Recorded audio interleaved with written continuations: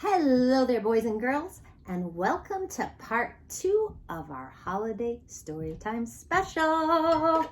Oh, yes, we'll just leave that there. Today, Fluffy is very excited because not only is there only 1, 2, 3, 4 more sleeps until Christmas, but today, Fluffy gets to decorate Christmas cookies. All right, he's super excited, hasn't even had any sugar yet, but we'll go ahead and do that, and then I have a story to read you guys. All right, so I've picked out this cute little Christmas tree for Fluffy to, no?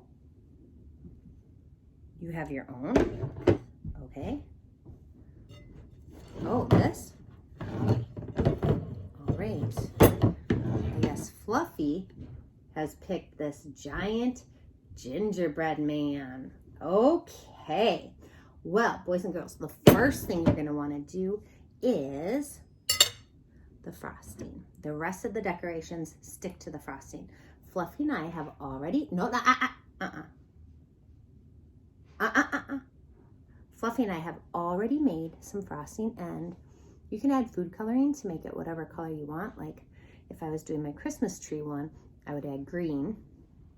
For the gingerbread man, you can do whatever color you want, but we're just gonna leave it white because I'm not sure if Fluffy is machine washable. So he and food coloring would not be a good mix. So we're gonna use white. And do you want me to put the frosting on? All right, Fluffy is going to do that himself. Now you can use a spatula or like a pastry brush or a knife. Okay, well, watch where you're aiming that. Okay, so Fluffy, we'll see how this goes.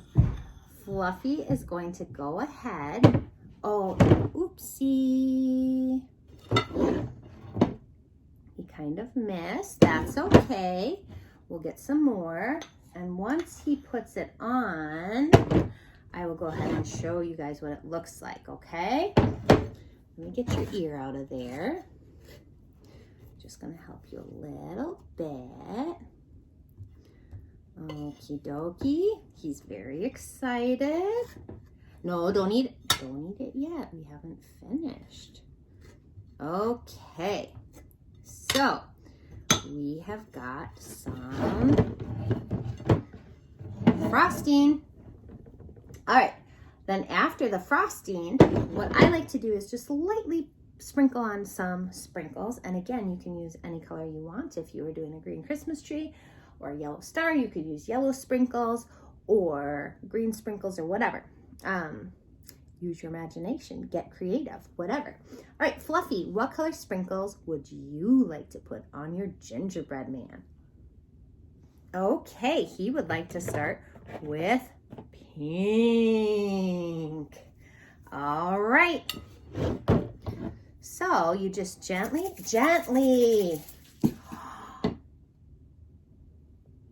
Fluffy, that was a bit much. Yellow? Okay, I suppose one more color would be all right. Now he's going to go with yellow. Now gently this time. Oh, Fluffy. You are a wild cookie decorator. I tell you what. Okay, so that is what it looks like. A little pink, a little yellow. Fluffy. All right, Fluffy has picked out some little Christmas shapes. Good, nice and gentle. Oh, Fluffy. Oh, Fluffy, it's fine. It's Christmas, whatever. Let's see how that looked. Ooh, okay. Oh, boy. Fluffy, fine. Fluffy has chosen next to add golden sprinkles. Golden. Do you want me to put these on so we can put them on? Nope. Okie dokie. Nice and gentle. There. Was that so bad? Oh, Fluffy. Honestly. Okay, so I think that's good for sprinkles. We've gone through every choice. It looks, I mean, honestly, it looks a little busy for my taste. But to each their own. I'm sure it'll be delicious.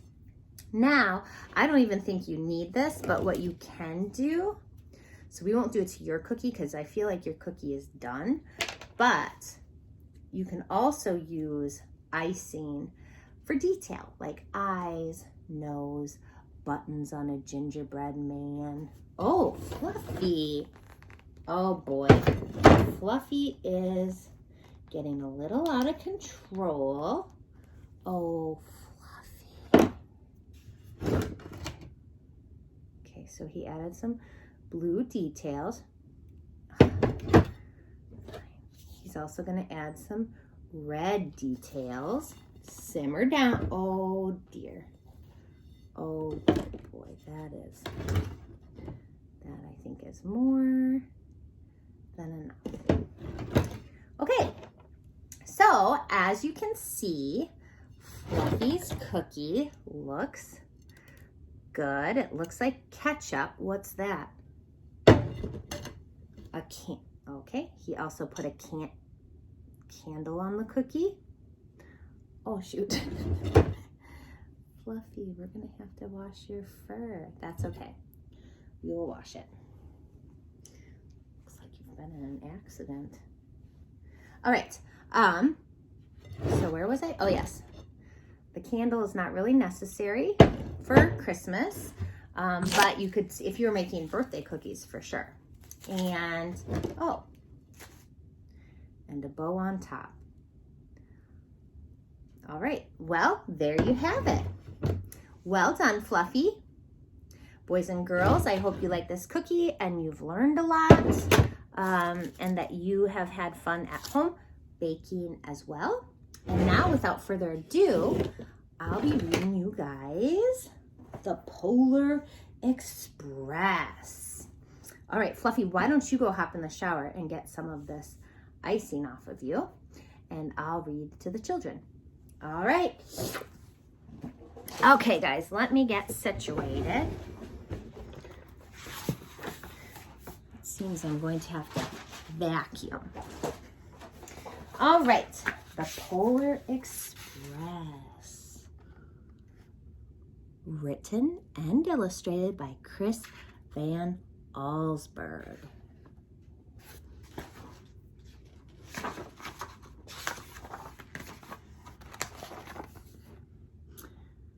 On Christmas Eve, many years ago, I lay quietly in my bed. I did not rustle the sheets. I breathed slowly and silently. I was listening for a sound a friend had told me I'd never hear, the ringing bells of Santa's sleigh. There's no Santa, my friend had insisted, but I knew he was wrong. Late that night, I did hear sounds, though not of ringing bells. From outside came the sounds of hissing steam and squeaking metal. I looked through my window and saw a train standing perfectly still in front of my house.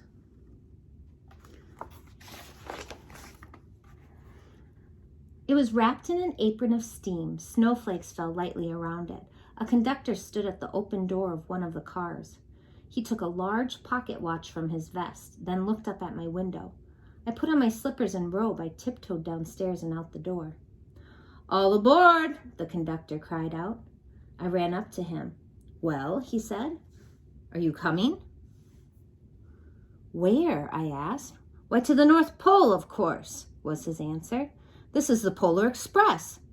I took his outreached hand and he pulled me aboard.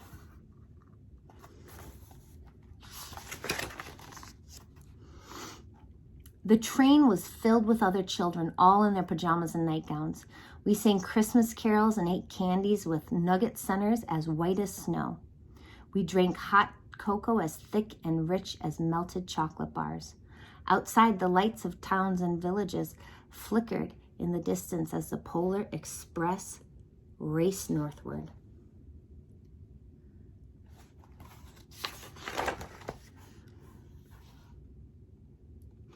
Soon there were no more lights to be seen. We traveled through cold, dark forests where lean wolves roamed and white-tailed rabbits hid from our train as it thundered through the quiet wilderness. We climbed mountains so high it seemed as if we would scrape the moon, but the Polar Express never slowed down. Faster and faster we ran along, rolling over peaks and through valleys like a car on a roller coaster. See it up there?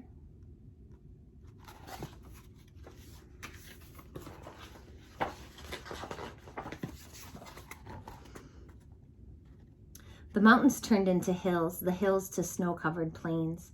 We crossed a barren desert of ice, the great polar ice cap.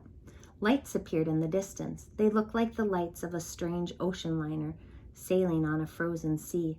There, said the conductor, is the North Pole.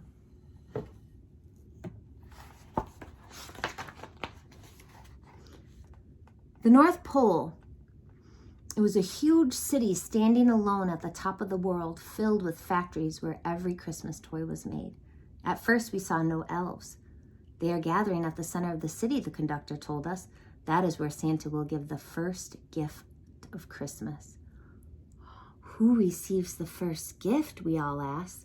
The conductor answered, he will choose one of you.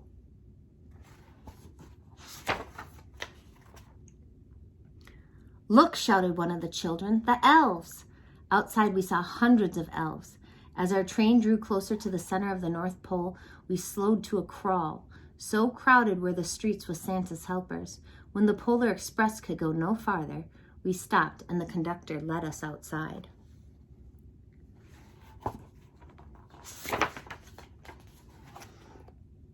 We pressed through the crowd to the edge of a large open circle. In front of us stood Santa's sleigh. The reindeer were excited.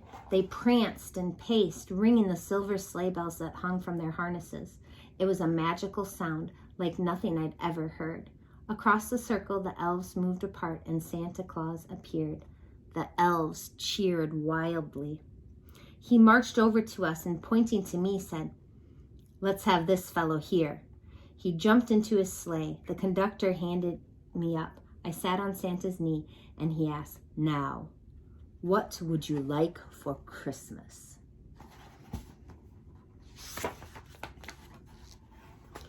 I knew that I could have any gift I could imagine, but the thing I wanted most for Christmas was not inside Santa's giant bag.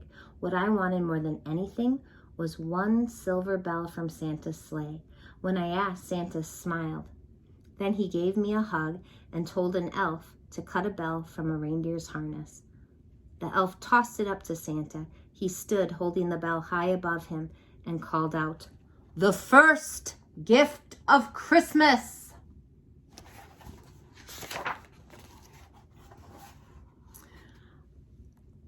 A clock struck midnight as the elves roared their approval. Santa handed the bell to me and I put it in my bathrobe pocket.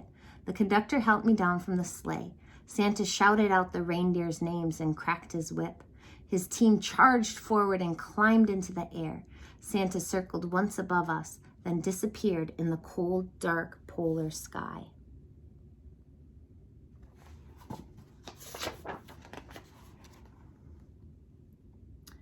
As soon as we were back inside the Polar Express, the other children asked to see the bell. I reached into my pocket, but the only thing I felt was a hole. I had lost the silver bell from Santa Claus's sleigh. Let's hurry outside and look for it, one of the children said. But the train gave a sudden lurch and started moving. We were on our way home.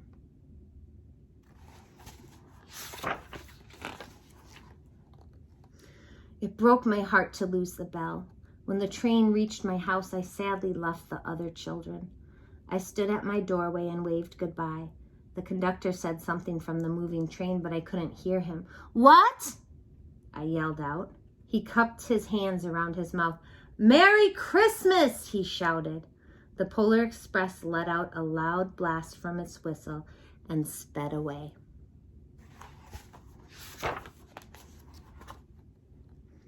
On Christmas morning, my little sister Sarah and I opened our presents. When it looked as if everything had been unwrapped, Sarah found one last small box behind the tree. It had my name on it. Inside was the silver bell. There was a note. Found this on the seat of my sleigh. Fix that hole in your pocket. Signed, Mr. C. I shook the bell. It made the most beautiful sound my sister and I had ever heard. But my mother said, "Oh, that's too bad." "Yes," said my father, "it's broken." When I'd shaken the bell, my parents had not heard a sound.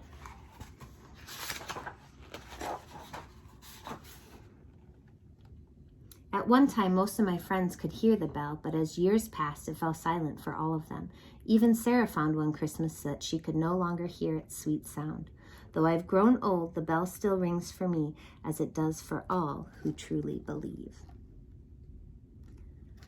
The end. All right, boys and girls. Have a very, very Merry Christmas, and I love you all, and I miss you all, and I will hopefully see you soon. Mwah!